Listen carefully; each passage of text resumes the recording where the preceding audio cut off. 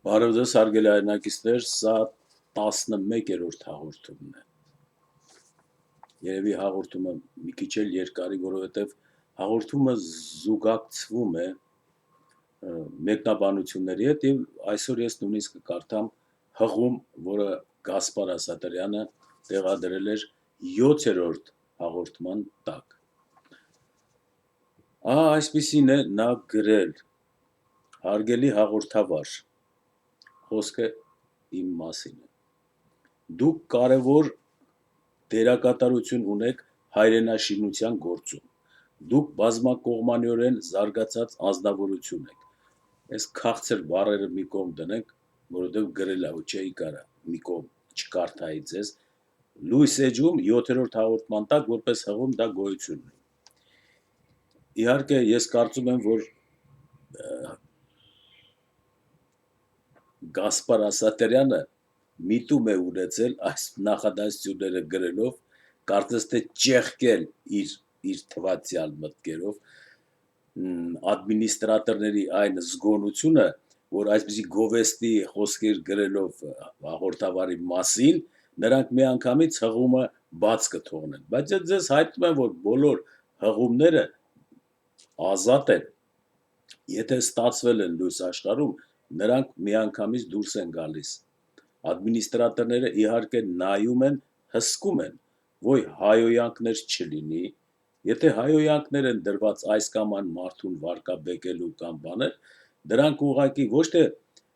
ոչնչացնում են կամ չեն թողնում, գցում են աղբար կղը, լույսի մեջ աղբար կղ կա, որտեղ երկար ժամանակ դա կպահպանվի, եթե հարկ լինի, դա նորից կբերվի եւ կհաղորդվի, բայց ոչնչացնել չկա, աղբար կղի մեջ պահում են բոլոր դեպքերում։ Ինչու՞։ Որովհետև այն մարդիկ, որոնք գրում են նամակներ, սովորաբար օգտագործում են ուրիշի անուններ, կեղծ անուններ, ազնվորեն չեն վերաբերվում։ Եվ այդ նյութերը բոլորը հատուկ ծրագիր կա, բոլորը իմի է բերում եւ տեսնում են, որ աղբար կղում նետված ծրագրերը, հղումները, դրանք մի քանի մարդկանց գործեր են, որոնք ազնվորեն չեն վերաբերվում իրենց տրամադրված խոսքի ազատության կայքեջում եւ անունները կեղծում են։ Ես վստահ եմ, որ Գասպար Ասատրյանը նույնպես անունը կեղծել է, բայց դա ոչինչ, բայց քանի որ սկսվել է գովեստի շռայլ խոսքերով, կարդանք թե ինչ է ասում։ Իրոք կարելի է համարել, որ մտավորականը ոչ թե գրողն է, դերասանը կամ երգիչը, այլ նա, ով ի վիճակի է լուսինը պտտեցնելու երկրագնդի շուրջը, թե ինչ է ակնարկում պարոն Գասպարը, հավանաբար Գասպարավարի է մտածում, որ երկրի շուրջը լուսինը պտտացնողը դա է մտավորականը, ոչ թե ասենք դերասանը կամ երգիչը, ոչ թե գրողը։ Ափսոս, որ դուք մեծատառով գրված հարգանքի նշան, նաև բանաստեղծ չեք, իմ մասին է խոսքը։ Դուք մի քանի տեղ շեշտում եք, որ բանաստեղծությամբ զբաղվելը տղամարդուն վայել գործ չէ, ինչպես ասենք, ասել եմ, չէ՞ այդպիսի մտքեր։ Չէ՞ որ նման ստեղծագործությամբ պետք է զբաղվի կին արմատը։ Երևի ձեզ մեծատառով է հարգանքի նշան։ Տված չէ հասկանալու, որ բանաստեղծությամբ չեն զբաղվում, որ բանաստեղծ ծնվում են։ Իհարկե, գենի մեջ ինչ-որ գրված է, նա էլ ծնվում են, բայց որն է բանաստեղծի գենը, հələ գիտությունը չի պարզել։ Ըստ ձեզ, մենք պետք է կնոջ վայել գործ համարենք Նարեկացու, Քուչակի, Թումանյանի, Իսահակյանի, Շիրազի, Չարենցի, Սևակի եւ այլն ստեղծագործությունները հարցական։ Ապացուցված է, որ կինը ի վիճակի չէ պատկերելու աշխարհաճանաչության բազմանիստ խորքերը։ Կինը ստեղծված է ծնելու համար, տեսեք մի այլ ուրիշ բան առաջ քաշեց, կինը ստեղծված է ծնելու համար, տղամարդը բանաստեղծություն գրելու համար, հակառակը ինձ։ Եվ ինչու՞ չէ, այս բառը, եւ ինչու՞ չէ, այս բառը, որ հայերին մեջ օգտագործում են, մի տեսակ Ամերիկայում ապրողները հանձինս ինձ մարմինը ցնցում է, որովհետեւ այստեղ տարածված է why not, ինչու՞ չէ, եւ էսի որպես քաղաքակրթության նշան եկել բտել է հայերենի օգտագործման մեջ, եւ ինչու՞ չէ, նաեւ պատրաստի գործերը ցիցիկությամբ վերծանելու համար։ Չհասկացա ցիցիկությունը ինչ է, երևի ցիցիկություն ա ուզեցեք գրեի, որ կինը այդպիսին է։ Ինչպես տեսնում ենք աշխարհի բոլոր երկրների մշակույթի գոհարները, Պուշկինից մինչև Բայրոն, Օմար Խայամից մինչև Գարսիա Լորկա տղամարդիկ են։ Պարոն հաղորդավարը երևումն էլ է մեծատար գրե, եւ դուքն էլ ա գրե, հիմա պետք է համարել մեկն ու մեկը սխալ ա գրված, որովհետեւ կարծես թե արդեն ժամանակն է, որ դուքը փոքրատառով գրվի։ Երևում է դուք շատ եք նեղվում, որ ձեր մեջ բացակայում է նման տաղանդը, այսինքն իմ մեջ բանաստեղծության տաղանդը բացակայում է։ Դրա համար ես արձակվում եմ այն տղամարդկանց վրա, որոնք ռազմի դաշտում բանաստեղծություն են գրում ու արտասանում։ Երբ որ երկրի դրությունը այնպիսին է, որ տղամարդկային ուղեղները, որոնք հզոր են, մտածող են, այսինքն Պուշկին չեն, որ սուսերան մարտի հելլի, որտեվ ինքը լավ հեքիաթներ ու բանաստեղծություններ ա գրում։ Իմիջիայլոց եթե Պուշկին չէր դառնա, ինչպես Միքայել Նալբանդյան չէր դառնա արձանը, KGB-ի դիմաց եւ ամեն ինչ, եթե նրանք ազատության եւ մասոնական եղբայրությունների մաս չկազմեին։ Էսի որպես իգիդություն մեր Գասպար եղբորը, որը վստահ ենք, որ մի քիչ կեղծում է, բայց սեռը պետք չի կեղծել, որովհետեւ նամակի բովանդակությունից երևում է, որ կին ա գրողը վիրավորվել է մարդը։ Ոչինչ, ես մանրուքները մի կողմ թողնեմ։ Ես շատ եմ նեղվում, իսկականից գիշեր ցերեկ չեմ քնում, որ մի հատ բանաստեղծություն չկարողացա գրեի, թե չէ մի հատ գիրք կգրեի բանաստեղծությունների, որ կարդայիք փուշ-փուշը լեիք, բայց չկնեղվում եմ, ստիպված դարձել եմ հաղորդավար, ուրիշ ինչ պետք է դառնայի, բոլոր մասնագիտություններն ու պաշտոնները վերցրել են, բանաստեղծել չեմ, հաղորդավար եմ արդեն, մնաց հասարակ հաղորդավար, ինչպես ասում են կոմբայնավար, մեքենավար, ես էլ հաղորդավար եմ։ Ձեր մեջ բացակայում է նման տաղանդը, հակառակ դեպքում դուք ձեզ հաստատ կհամարեիք ազգի մտավորական։ Ես ինձ ոչինչ չեմ հավանում, ես հաղորդավար եմ, ինչպես դուք ասեցիք, են էլ հարգելի հաղորդավար ձեր կողմից, բայց ոչինչ, կարող եք զբաղվել հողագործությամբ, այսինքն հույսը չկորցնեմ, կամ թեկուզ եւ գորգագործությամբ, տուտուցությամբ զբաղվելը տղամարդուն վայել գործ չէ։ Այսինքն գրողը Գասպարանունով կինն է, որը տղամարդու զբաղմունքի մասին գիտի, թե տղամարդը ինչ պիտի անի, իսկ տուտուցությունը չի ընդունում։ Եվ քանի որ թարմ եմ վերցրել, սա արդեն ունի 3-1, այսինքն մի հոգի կողմ է այս գրածին, երևի ադմինիստրատորներից են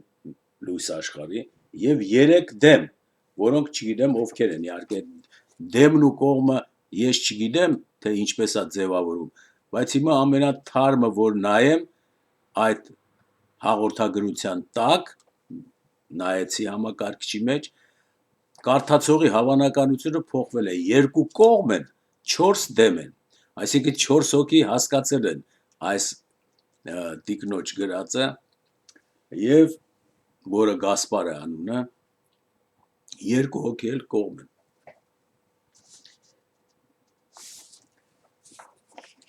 Ես կանդրադառնամ այսօր այս թեմային, բայց ձեզ զգուշացնեմ հետևյալը։ Մենք գնում էինք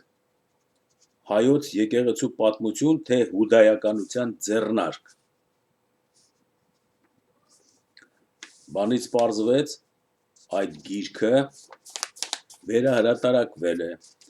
եւ երբ 10 հաղորդումները գնում էին, արդեն պարզվեց, որ հրատարակված գիրքը ունի մեկ այլ վերնագիր։ Փոփոխություն է մտել, մշակվել է, էջերի քանակը ավելացել են, 128-ից հասել է 152, այսինքն լրացուցիչ նյութեր են մտել, եւ գրողը, որ Սանասարյան, ես ասում եի անունը չկա, Հակոբ Սանասարյանն է, վերնագիրն էր նախորդ հիշում եք հայոց եկեղեցու պատմություն, թե հուդայականության սիոնիստական ձեռնարկ, այսպես էր գրած, չէ։ Հիմա սիոնիստականը դեմն է գցվել երկրորդ մշակման ժամանակ, մնացել է հայոց եկեղեցու պատմություն, թե հուդայականության ձեռնարկ։ Գրած է երկրորդ վերամշակման հրատարակություն, հետո գրած է դպրոցը կանգնած է մտավոր եւ ֆիզիկական խեղման կառույց դառնալու վտանգի առջև, Երևան, հեղինակային հրատարակություն 2010 թիվ։ Ահա ներկայացնեմ ձեզ, տեսեք։ Այս գիրքը ես նորից տպեցի, որը ստացա Երևանից։ Եթե առաջինը նախարարության աշխատողներն էին գաղտնի ուղարկել, սա արդեն բացարձակ ինձ ֆաքս եկավ, ֆաքս, իմեյլ եկավ, եւ ես տպեցի, ստացա,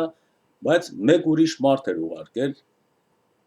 որը այդքան կարևոր չէր, որը բանից դուրս է գալի, այս գիրքը բոլորի ծանոթ է եւ հրատարակվել է։ Բայց պետք է ասեմ մի բան, որ ինձ հետ չի պահում։ Այստեղ ցավալիորեն գրված էր, որ գիրքը 500 տպաքանակով է տպված, այսինքն հույս չունենաք, որ այս գիրքը պիտի ճարեք։ Դրա համար շարունակում եմ կարդալ, հիմա մենք կգտնենք այն մասը, որը վերամշակումից հետո է, եւ այդ մասից կսկսենք գնալ մինչև 152-րդ էջը, բայց դա հետագայում։ Այսօրվա հաղորդումը ես կանդրադառնամ Գասպար Ասատրյանի ասածի վրա, որտեղ այս թեման իրոք չի հասկացվում, մարդը բանաստեղծ է դառնում, թե ծնվում է բանաստեղծ։ Մարդը զինվորական է դառնում, թե ծնվում է զինվորական։ Ոնց է պատահում ծնունդը եւ հետո։ Ես դա ձեր գլուխը չեմ ցավացնի, թե ծնվում են, թե բանաստեղծ են դառնում, այդպիսի բան չկա։ Բայց մի ճշմարտություն կա, ով ուզում է լինի մարդը, երբ որ ծնվում է, բոլորի հնարավորությունները մի պահ նույնն են։ Ով որ ծնվի, ուզում է բանաստեղծ ծնվի, ուզում է մեքենավար, թե զորավար, թե նախագահ, նրան կրթություն է պետք։ Չկրթված մարդը 12 տարի հետո դառնում է կապիկ եւ զրկվում է խոսելու, դիտելու, մտածելու, արարելու հատկություններից։ Սա գիտականորեն ապացուցված է։ Երբ որ առանձին երեխաներ, որոնք այս կամ այն պատճառով կորում են անտառի մեջ կամ գայլերն են տանում օգտագործելու իրենց խորամանկ ծրագրերում, դրանց հետագայում հանդիպում են մարդիկ, մարդու կերպարանքով, մերկ, ամեն ինչը տեղն է, մարդը ծնվել է ազնվականի ընտանիքում, բայց դժբախտություն է եկել, այդ երեխան կորել է անտառում, ընկել է վայրի կենդանիների դաստիարակության տակ, ու մարդկային ամբողջ մարմնով այդ կենթանիների հետ համակեցության մեջ է, օգնում է գայլերին, բարձրանում է ծառը, թռչունների ձվերն է ներկայացում, ուտում են սոված ժամանակ, ուրախանում են, դառել է գայլային հասարակության անձնավորություն, հասկանում է գայլերեն, բայց այդ մարդկուն եթե բռնես եւ հետ տանես դեպի մարդկային հասարակություն, անօգուտ է, չի վերականգնվում ոչ խոսելու ունակությունը, ոչ մտածելու, ոչ դատելու, ընդհանրապես այն ինչ որը հատուկ է մարդուն։ Սա գիտականորեն ապացուցված է, գիտնականները դրա համար փորձեր են դրել նույնիսկ, թե ոնց են մարդը մեկուսացած երեխան հանկարծ սկզբում դեբիլանում է, ինֆորմացիա չստանալով շրջապատից, իսկ շրջապատը ինչ ինֆորմացիա է տալիս երեխային։ Տալիս է մարդկության փորձը, գիտությունը, կրթությունը, դաստիարակությունը, միայն այդ դեպքում է նորածինը, որ այստեղ գրել է, բանաստեղծ չէ ծնվում, բանաստեղծ ծնվում են, ոչ թե դառնում։ Ես հերքում եմ դա, գիտությունն էլ է հերքում, որ մարդը, որ ծնվեց, եթե կրթություն չստացավ, խոսել չսովորեց, մարդկային պատմության բարոյական փորձերը ձեռք չբերեց, որը հատուկ չեն գազաններին են հատուկ,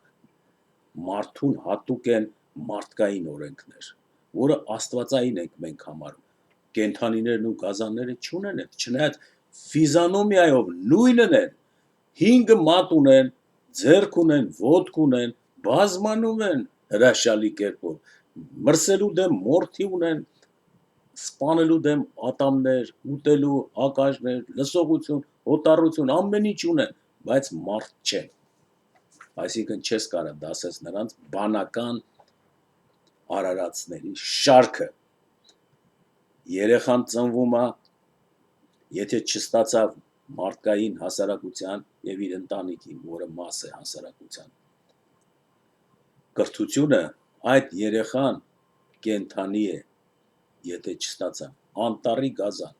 եթե արջերը կրթեցին, դաստիարակեցին, արջի բնավորություններ կստանա, մռնչա, ասես քայլելը, գայլերի հետ կապրի, կապիկների նման կլինի, ուրեմն սա ապացուցված է, ոչ մի բան չի փրկի այս երեխային, որը զրկված է մարդկային քաղաքակրթությանը ծանոթանալու, ուսուցանելու հատկությունից, միջոցից, վերջացած այդպիսի երեխա չկա, դրա անունը չես կարա դնես ծնված բանաստեղծ կամ ծնված բտավորական, տաղանդներ ուներ, այլ բան է երեխայի մոտ կրթության եւ դաստիարակության մատուցումը ինչպես է կատարվում, տաղանդավոր մարդկանց կողմից է կատարվում, որոնք ուսուցման պրոցեսները հեշտացնում են, մատչելի են դարձնում մանկական զարգացող ուղեղին, որտեղ ձևավորում է աշխարհաճանաչության եւ ընկալման ուղեղային կենտրոնները, որոնք զարգացման ընթացքում նաեւ ինֆորմացիա են վերցնում մարդկային հասարակության ձեռք բերած քաղաքակրթությունից, մշակույթից, գիտությունից եւ այլն, եւ այլն։ Եվ այդ զարգացման ընթացքում, երբ երեխան սկսում է ընկալել հասարակության ձեռք բերած արժեքները, նրա ուղեղում կարելի է ստեղծել ցանկացած միջավայր, ուղեղային միկրոկլիմա, նա կարող է հանկարծ դառնալ հոգևորական, եթե հոգևորականը գլխին անընդհատ կարդում է ամբողջ աստվածաշնչային պատմությունները, մինչև ողնուծուցը կթաղվի դրա մեջ, իր ամբողջ ուղեղի կառուցվածքը դրա հետ կհամընկնի, բայց նա կիմանա ճշմարտությունը, ոչ իհարկե, ինչպես այն երեխան, որը հայտնվի գայլերի դաստիարակության մեջ, կորած երեխան անտառում, նա գայլային հատկությունների հետ նաև կունենա յուրահատուկ առանձնահատկություններ, այնպիսի առանձնահատկություններ, որը գայլերը չունեն, այսինքն բարձանում է ծառ, պատերի վրայով անցնում է, բայց նրա մտքով իսկ չի անցնի իր ուսուցիչներին, գայլերին, հարցնել, ինչու դուք մորթի ունեք և ժանիքներ, իսկ ես չունեմ,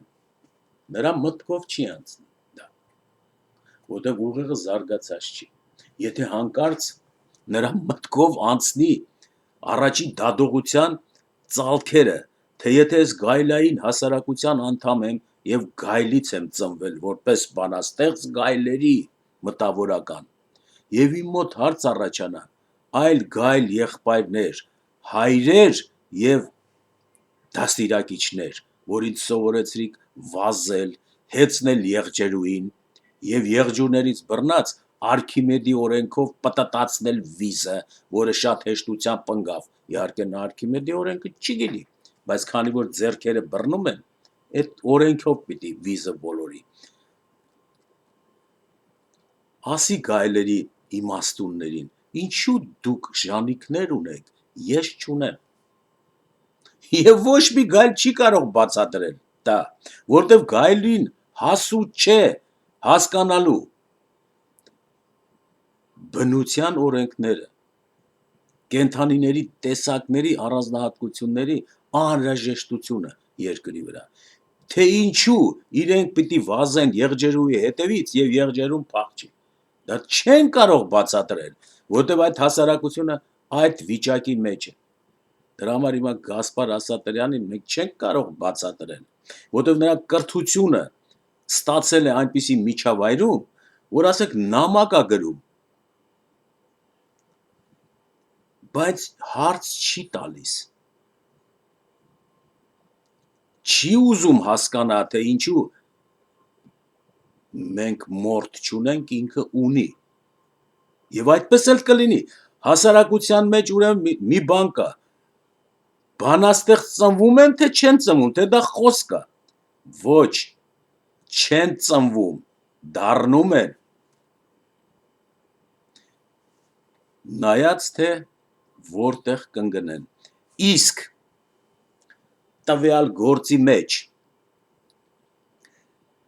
առաջ գնալու պրոցեսը կապված է թե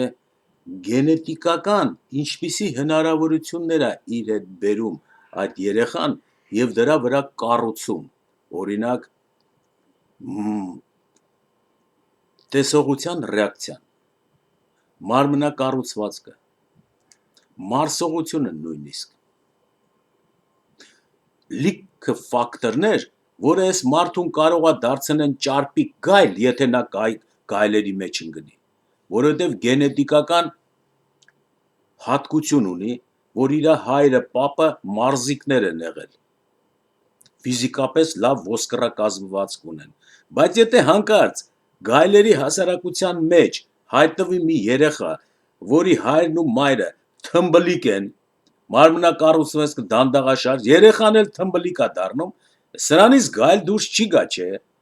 նույնիսկ գայլերը կասեն, եկեք ուտենք, վերջանա, այսի ոչ ծառի վրա բարձրացողը, ոչ էլ ինչ-որ մի բան անողը, նրանք էլ կհասկանան, որ գենետիկան կապ ունի, դառնում են գայլ, թե չեն դառնում, տեսեք կոպիտ ձևով այսպես ասած, ուրեմն գենետիկան օգնում է կրթության դաստիարակության մեջ ձեռք բերել համապատասխան հատկանիշներ, արագ, դառնալ բանաստեղծ, դառնալ հողագործ, օդաչու, գիտնական, օրինակ հայերը, որոնք գենետիկ մտածողության, դատողության պաշարներ ունեն, հանգիստ ձևով հավասար կրթության պայմաններում առաջ են անցնում, իսկ այն ազգերը, որոնք որ չունեն այդպիսի բան, նրանց վրա պետք է կրթության համար ծախսես 2-3 անգամ ավելի ժամանակ, միջոցներ, սա է տարբերություն, ուրիշ բան չկա, հայերից շատ արագ կարող են դուրս գալ և բանաստեղծներ, և արհեստավորներ, և գործարարներ, և գիտնականներ, հոգևորականներ, մտածողներ, այդ ոչ թե նրանից է, որ դրանք այդպես ծնվեցին, այլ դաստիարակության process-ի ժամանակ ընթացքում ունենալով գենետիկական լավ հատկանիշներ, գլխիկ կառուցվածք, գնդաձև, ուղեղի ծալքերի համապատասխան շատություն,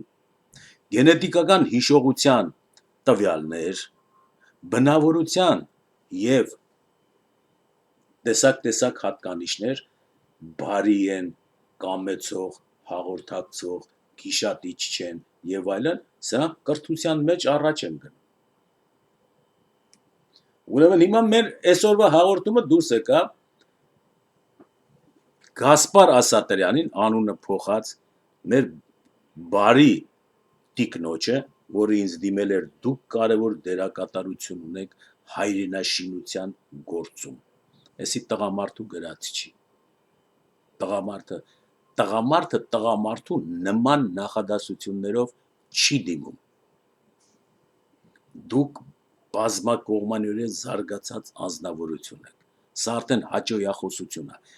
Եթե տղամարդը նման բաներ ասում տղամարդուն, շատ վատ նշան է։ Բայց եթե սա գրել է ի հաճոյախոսություն ինձ, ես ընդունում եմ, բայց ասում եմ, որ հարգելի Գասպար Ասատրյան, ձեր գրածը կնոջ նախերգանքով եք սկսել։ Դուք կարևոր դերակատարություն բառը կանանցի պարֆյումերիա, դերակատարություն։ Հետևաբար ընդունենք, կինա թե տղամարդ, բայց ես պարտավոր եմ այս հարցի շուրջը զրուցել։ Եվ ամենակարևորը, մի կեղծեք ձեր անձն ու սեռը, ասեք, ներկայացեք այնպես, դրանից ոչ մի բան չի փոխվում։ Որովհետև լույս աշխարհում չեն ասում, կինա, տղամարդա, սեռը ինչ ձևի է եւ այլն։ Ինչևիցե ես կարդացի, բայց որովհետև 2-4-ը քննարկումները կարդացողի հավանություն 2, 4-ը դեմ են այս գրածին, մի վերջի անգամ էլ նայեմ, տեսնեմ փոփոխության չի ենթարկվում եւ անցնեմ մեր հաղորդմանը, որը հենց նվիրված կլի այս թեմային, որ ես ասեցի չեն ծնվում, դաստիարակվում են։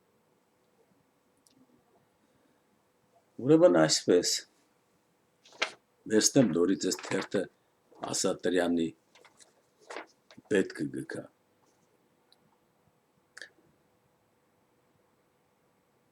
Ափսոս, որ դուք նաև բանաստեղծ չեք։ Այսինքն, եթե բանաստեղծ լինեի նաև, ինչ էր փոխվելու։ Ես իմ ժամանակը ծախսելու էի բանաստեղծություններ կարդալու վրա, իմ գրած գրքերից, որպեսզի ձեր բեյնը մտնի, թե որ ինչ որ պիտի ասեմ նախադասությամբ, ուղղված ձեր ուղեղի առաջի դռանը, ասեմ դռների հետևից, փոխաբերական իմաստներով, շեշտերով եւ հարցականներով, շնչառությունս պահելով եւ արտաշնչելով, այդպես ասեմ, որպեսզի ձեր վրա տպավորություն թողնի եւ դուք հասկանաք։ Ես այդ ձևը չեմ ընդունում, որովհետեւ դա խաբկանք է։ Երբ որ դու մարդու ուղեղի վրա ազդում ես ուղեղի թույլ ճանապարհներով, ոչ թե թողնում ես նա մտածի, այլ պարտադրական ճանապարհներով ես գնում, որի մեջ կա շոյանք, զեպյուր, սեր, նվիրում, զգացում։ Այդ դռները ուղեղի համար միշտ բաց են, թույլ դռներ են։ Դու պետք է գիտակցության դարբասը կոտրես, եթե մտնում ես մարդու մոտ։ Ինչքան էլ դա քեզ համար ծանր է, դժվար մատչելի, բայց գիտակցության ճանապարհով կհանդիպի մարդուն, որտեղ թույլ տուր նա քո ճանապարհին գիտակցորեն հարցեր եւ առաջադրանքներ դնի։ Ոչ թե կուլ տա այն, ինչ որ դու հուպ ես տալիս իրան, եւ մարմինը բան դառնա, ասեմ, խտխտա դրանից։ Ուրեմն բառի նախադասության մտքի արժեքը բանաստեղծությամբ, եթե պայմանավորես, դրա մեջ անպայման կա հուզական աշխարհ։ Իսկ հուզական աշխարհում, երբ որ մարդը հայտնվում է, նա մոտենում է բնազդներին արդեն։ Բնազդների եւ հուզական աշխարհով մարդու ներքնաշխարհը թափանցելը շատ հեշտ է։ Դրա համար արևմուտքը հիմա որ գալիս է դեպի մեզ, դեպի արևելք, Հայաստան, մեր դռները փակ են։ Ինքը պետքա թափանցի։ Թափանցում է հուզական աշխարհով։ Առաջինը կրոնի ճանապարհն է նա վերցրել, ստեղծում է աղանդներ, քրիստոնեությունը, եկեղեցիաշինությունը, դա մեր հուզական աշխարհն է։ Այդտեղ մենք հուզված ենք, մենք խոնարհում ենք, մենք հավատում ենք։ Սա մտավ։ Երկրորդը գալիս է բնազդներով։ Սեռային դաստիարակությունը արևմուտքը իր ձեռքն է վերցրել։ Մեզ բացատրում է, որ սեռային հարցերը, որոնք 100%-անոց բնազդային դռներ են, բոլոր կենթանիների կյանքի, որոնց որչև դրված է բնազդ բազմանալու, այդ ճանապարհների դեմ ոչ ոք չի կարող կանգնել։ Դա ամենաթույլ ճանապարհն է։ Եվ այս ճանապարհներով է մտնում ինքը։ Ուր է մտնում։ Մտնում է քու գիտակցության մեջ։ Եվ գիտակցության մեջ տեղավորելով բնազդային, հուզական երկու ворդ, գիտակցությունը սկսում է ուտվել։ Վերջում հանկարծ դու զգում ես, որ ինչ որ բաներ է պակասում քո մոտ, որոնք քեզ մարդկայնացնում, հայկականացնում էին, բայց ինչա չգիտես, որտեղ ներսից է կերել ինքը։ Հանկարծ դու չես հիշում։ Ինչ բան է հիշողություն։ Դա ինֆորմացիա է, որը կորավ գնաց, ով կերավ այդ դռներից թափանցող ворթերը։ Եվ դու դառնում ես մի մարդ, չես ծնվում արդեն։ Դու դառնում ես մի մարդ, որը պատրաստակամ է որդատերերի տրամադրության տակ աշխատել, գործել եւ այլն։ Դու դառնում ես արդեն, զրկվելով քու հազարամյա կրթության, բարոյականության, տրադիցիաներից, սովորույթներից, մշակույթից, ամեն ինչից, դու դառնում ես այդ երկու դռներով թափանցված ինֆորմացիայով, մարդկանցով, գործողություններով, դու դառնում ես համաշխարհայնացված այսպես մի քաղաքացի, որը չի տարբերվում մյուսից։ Կրթություն չի պահանջում այլևս, հատկապես ազգային առանձնահատկություններով, որոնք առավելություններ են, օգտակար, նույնիսկ ոչ վնասակար, որտեղ ամեն ազգ ունի իր կրթության վերին շերտը, այդ շերտը որ հանես, Էնուսին էլ հանես, տակը կմնա հավասարացված ազգային հնարավորություններ, էդ էլ որ հանես, կդառնա բնազդների դաշտը, էս էլ որ հանես, կլի գայլային կրթություն։ Մարդիկ միայն կմտածեն ատամները սրեն, ընկնեն գայլերի հետ ընկերություն անեն եւ ոհմակներ առաջացնեն։ Եվ այսպես է, այսինքն եթե մարդը, որը կենթանական աշխարհից հառնեց վերև իր իմացությամբ, գիտությամբ, բանականությամբ, խնդիր է ունենալու։ Եթե հանկարծ վերին շերտերից սկսես կտրատել, հանել, ոչնչացնել, իջնելու է, այնպես ինչպես 3 տարեկան մանուկը հանկարծ անտառում հայտնվի գայլերի հասարակության մեջ։ Վերջացած է, ամեն ինչ կպահպանվի, բայց իր կյանքը, իր բիոլոգիական համակարգը լրիվ կխաթարվի։ Կապրի գայլերի չափ 20-25 տարի ամենաշատը։ Ինչ ուզում ես արա, չնայած ծառը բարձանում, ֆիզկուլտուրայով է զբաղվում, վազում է անտառում, հատապտուղներ է ուտում, ասում է մտքի մեջ։ Էս ինչ լավ է, բայց ափսոս չգիտեմ էս ինչա։ Եվ այլն, բնազդները, քաղցրը, շաքարը, միսը, հումը, ամեն ինչ ուտում է, բայց կյանքը կարճ է։ Որովհետև իր կյանքը պայմանավորվեց գայլային հասարակությամբ։ Ինչ Էսի առանձին խնդիր, այդ մեր հաղորդումների շարքը գնա, մենք դրա գաղտնիքներ կպարզենք, թե ոնց է լինում, այսպես է լինում։ Եվ այսպես, որպեսզի ավելի տպավորիչ դառնա մեր հարգելի Գասպար Ասատրյանի վրա մեր այսօրվա հաղորդումը, մենք պետք է այսպես անենք. պատմենք նրան ինձ հետ ինչ կատարվեց, երբ որ ես բանաստեղծությունով էի զբաղվում։ Այսինքն ով չի զբաղվել բանաստեղծությամբ։ այդպիսի մարդ կա։ Երբ թատրոն էի խաղում, ով չի սիրել թատերական արվեստը, այդպիսի մարդ կա։ Բայց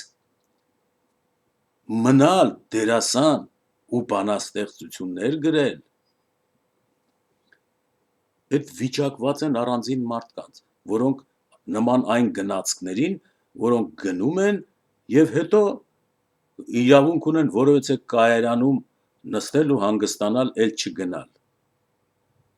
Որոնք են սահմանները մարդկային զարգացման եւ բանականության, անverջ ճանապարհ։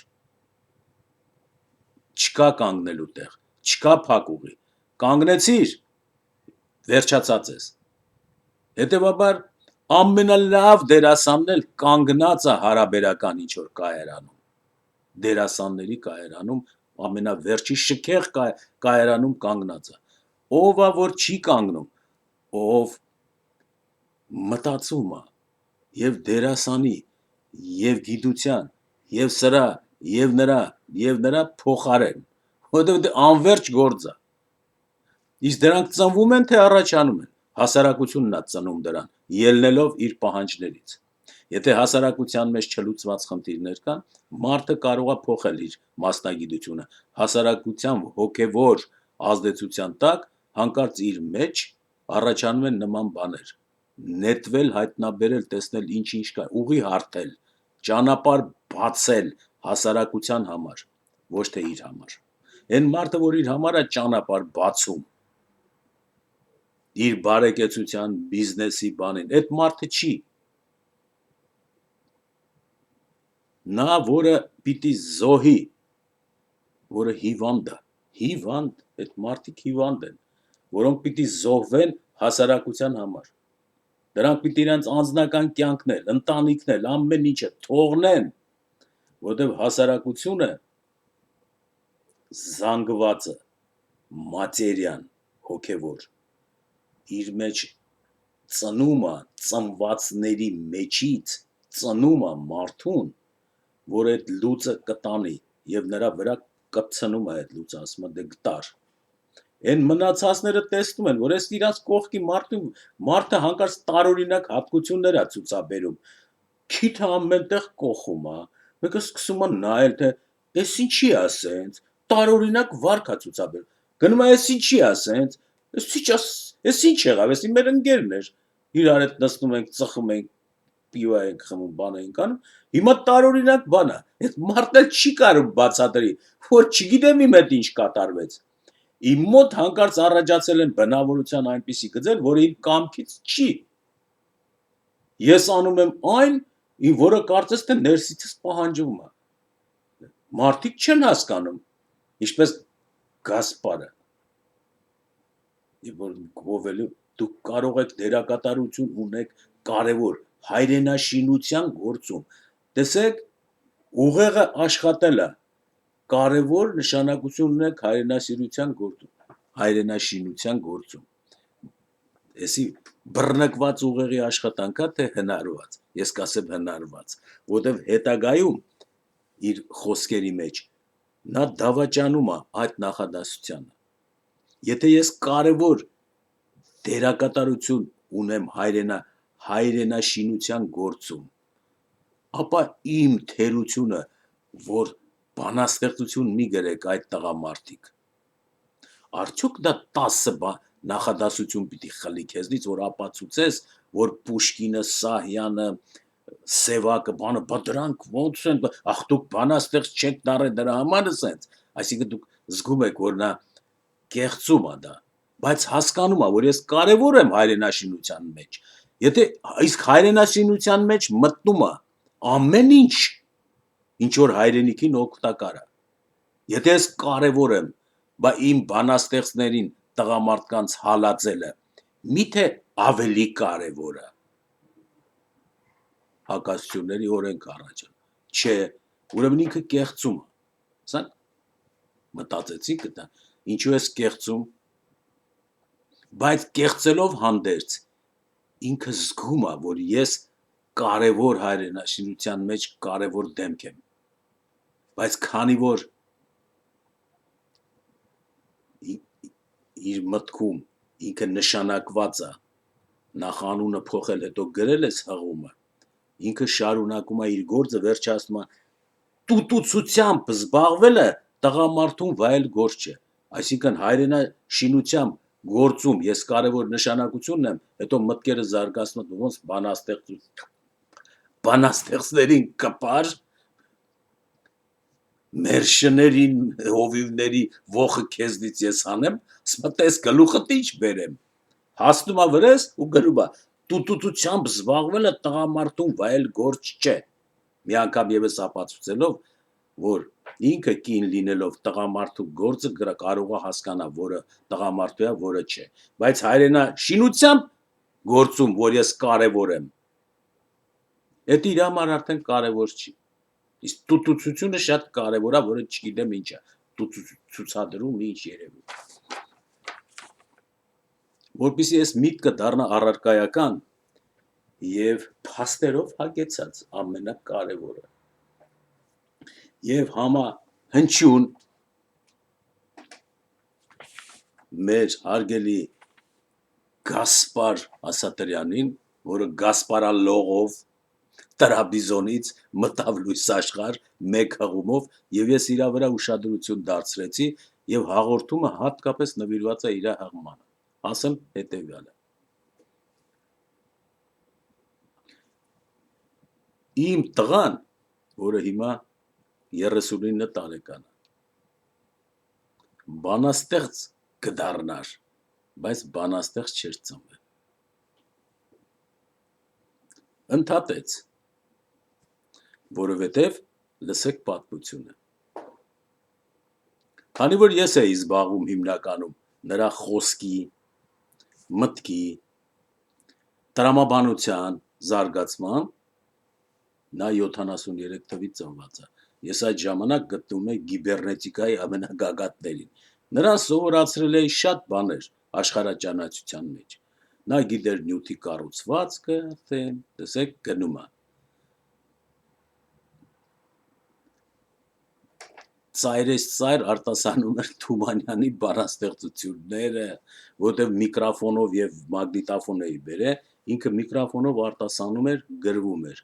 հետո լսում էինք, ինքը արտասանում էր, գրում էր, եւ գիտեք քանի տարեկան էր, 3-4 այդքան տարեկան էր այդ ժամանակ, հետո բանը հասավ նրան, որ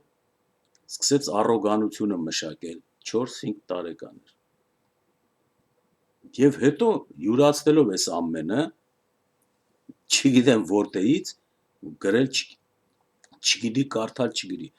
մանկապարտեզ է գրում, հանկարծ մեկ էլ սկսեց չափածո խոսել,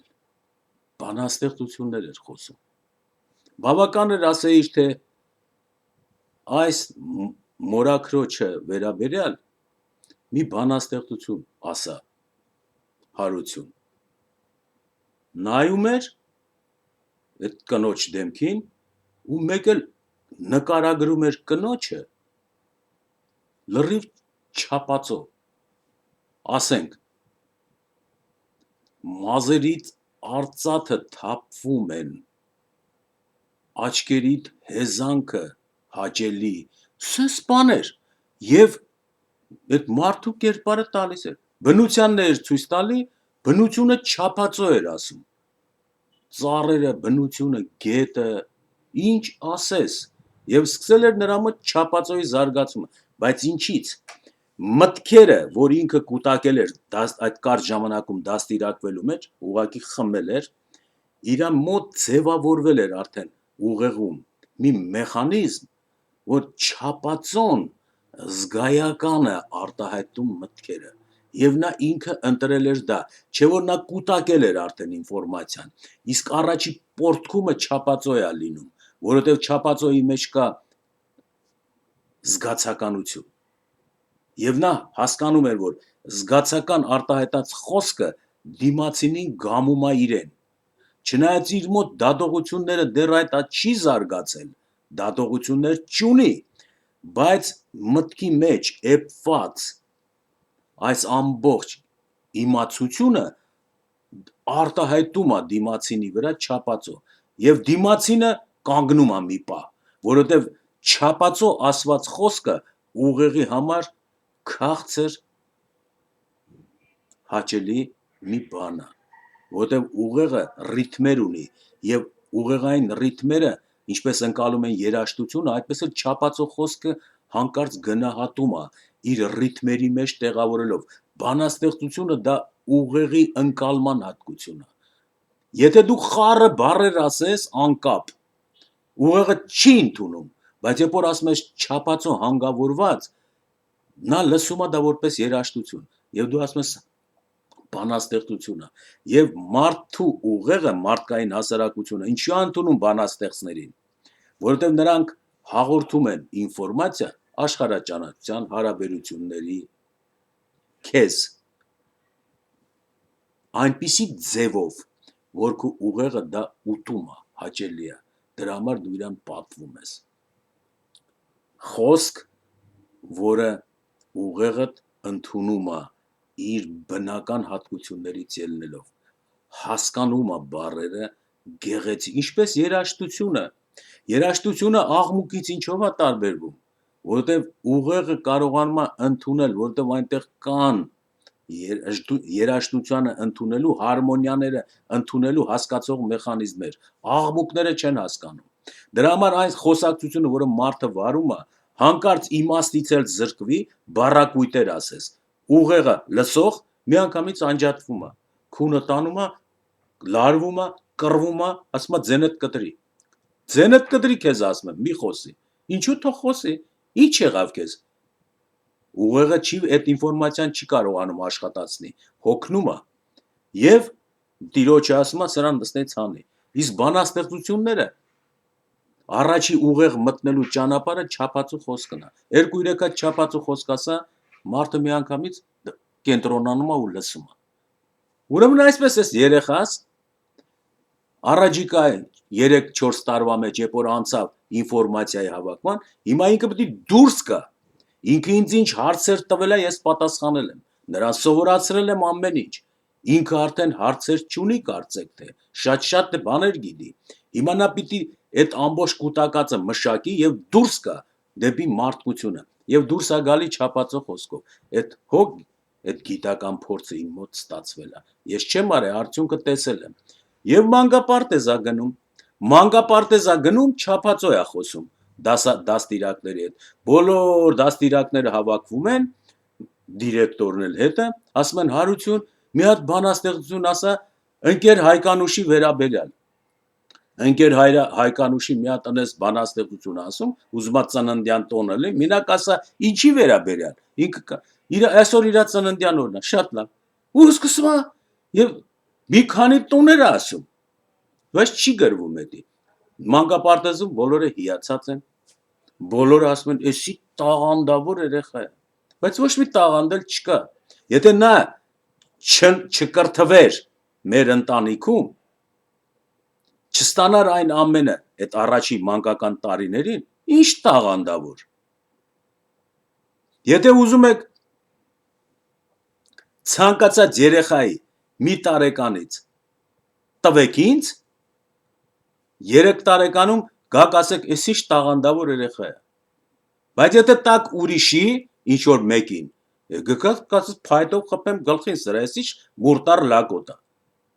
Տեսակ ինչ եղավ։ Ուրեմն եկանք հասանք այն կետին, որ մարդիկ ծնվում են համարյա հավասար, գենետիկական պոտենցիալները չեն քաշվում, բայց կրթությունը, դաստիարակությունը, ով է զբաղվում դրանով, ոնց է զբաղվում դրանով, ամենակարևորն է այդ մարդուց շինելու ինչ որ մարդ, թե չէ գազան է դառնալու։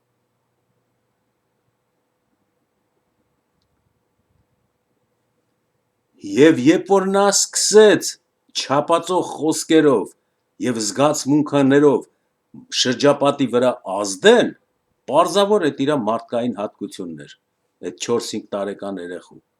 Բոլորը նրան սիրում են, ռեակցիա են տալիս որպես տաղանդավոր երեխա։ Եվ դա զգում է ինքը, գնահատում է, որ արդեն ինքը այդ փոքր հասակում մարդկանց մեջ կայացել է իր չափով։ Եվ ինքը զգում է դա, լուրջ երեխա է։ Այնպես ինչպես կրթում են, ասենք, Միացյալ Նահանգներին երեխաներին, որ գնանք նայեք այդ երեխաներին ոնց են կրթում, որպեսզի տեսնեք ոնց են կրթում։ 5 տարեկան երեխա է, գնացեք մտեք ճաշարան, գալիս նստում է հանգիստ, առանց կապիկություններ անելու, շխշխկացնելու, թղթերը պատռելու, նայում ես, չէ, ընտանիքով եկել են 1, 2, 3 երեխա, իրար հետ զրուցում են, մայրը բերում է կամ ինքնասպասարկում է բերում են, նստում են, հանկարծ երեխաները մեկ-մեկ վեր են կենում, ափսեներ առած գնում են, ընտրում են իրենց ճաշերը, զգուշորեն անցնելով մարդկանց արանքից, գալիս են դնում են, այն մյուսը նայում են, հանգիստ ուտում են, քաղաքավարի ձևով, առանց որևէ գայլակապիկային երանգների։ Ինչն է, նայում ես մանկամարդ կինը, կրթելը, հասարակության մեջ իրեն պահելու նորմերը կատարում են հրաշալի։ Տեսակ ինչ եղավ։ Գնացեք հանկարծ չկրթվածներինը նայեք, եղել են, չէ, ձեր տանը միջոցառումներ եք անցկացրել, հիմա էլ անցկացնում եք, հանկարծ գալիս են ձեր մոտերիմ ընկերների երեխաները եւ ձեր անկողինների վրա ցատկում են։ Դուք դա ոնց եք գնահատում։ Արդեն այդ ընտանիքներում է այդ ուրիշի ունեցվածքի նկատմամբ ոտնահարություն, արհամարանք, կամ ձեր պատերը քերծում են, կամ ինչ-որ բաներ են անում։ Եվ այս բոլորը գալիս է նրանից, որ այս երեխաները արդեն իրենց ընտանիքներում ապագայում հասարակության մուխը մարելու են, դառնալու են ճարպիկ օլիգարխներ, որոնք ռեսուրսներն են հավաքելու իրանց մոտ։ Հիմա եթե քո անկողնի վրա թռնում են, վերև ներքև են անում, պարզապես անկողինը պետք չի, որ վերցնեն տանեն, երեխա են, բայց հասկանում են, որ անկողնի առանցգականությունը իրանց պետք է, եւ անկողնուդ վրա որ թռնում են, այդ առանցգականությունն են առաջինը գողանում քո տնից, քո ընկերների երեխաներն են։ Հիմա հասկացաք, թե ինչ է նշանակում դաստիարակություն ու կրթություն։ Հիմա էր գործնականում նայեք ձեր տները ովքեր են գալի, ձեր բարեկամների երեխաներ իրանց ոնց են պահում, եւ դրանով կտեսնեք նրանք ընտանիքներում ինչ դաստիարակություն են ստանում։ Սրանով ավարտեմ, կշարունակեմ։